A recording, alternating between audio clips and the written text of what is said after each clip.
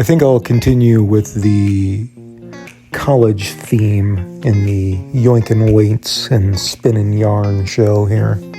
So I went to college in a branch campus of the University of Minnesota and was out in the middle of nowhere, just a real small town with probably less of a population than the university had students, and closer to Fargo in North Dakota than it was Minneapolis. And the university itself was on a campus that was at one point a Native American boarding school. And when the nuns gifted the campus to the University of Minnesota system, they put in a clause that the university had to remain essentially free for Native American students. And it was that way when I was there. And so as a result, the Native American population at the university was much higher than probably the national average. At least I would expect so. So as you can imagine, a number of my friends came from a lot of these areas that were reservations. And it gave me a lot of exposure to Native American culture and Native American people, and that I wouldn't have gotten having grown up largely across the southeastern United States. So two of my friends were from the Black Hills area in South Dakota, the reservations there. And one of them was my drill partner for wrestling in college. And if you've competed in any kind of grappling or combat sport, you know the person that you spend the most time with, drilling and what have you, is essentially like a relative at that point. You know, whatever they're doing, you're doing. Whatever you're doing, they're doing. It's just, you end up being a sort of surrogate, hurting each other family.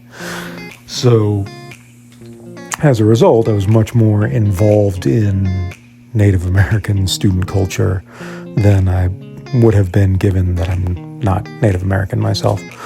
So every year, my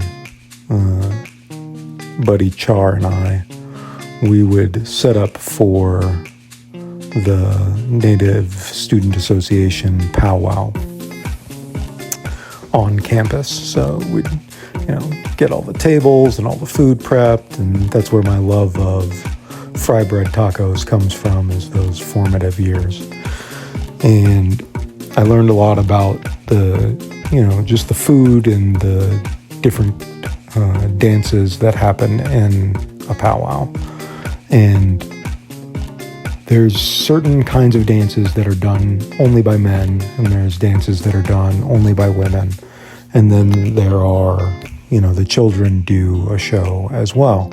And one of the things that they did at this powwow every year, and I would assume that this is pretty common in other powwows as well, although I haven't been to one in many years, is that the kids would go out and they would do their dance.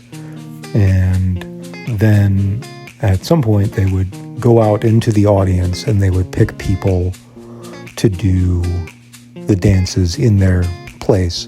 And it was very expected that you would do the dance if a child chose you. And so it would have been considered very disrespectful to not engage in the dance.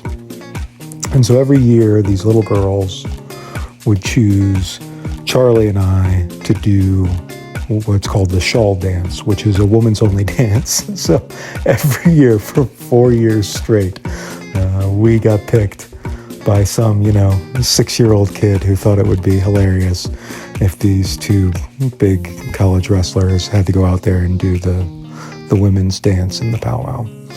And so that's probably one of my biggest memories of that whole experience, is going out there and doing the shawl dance.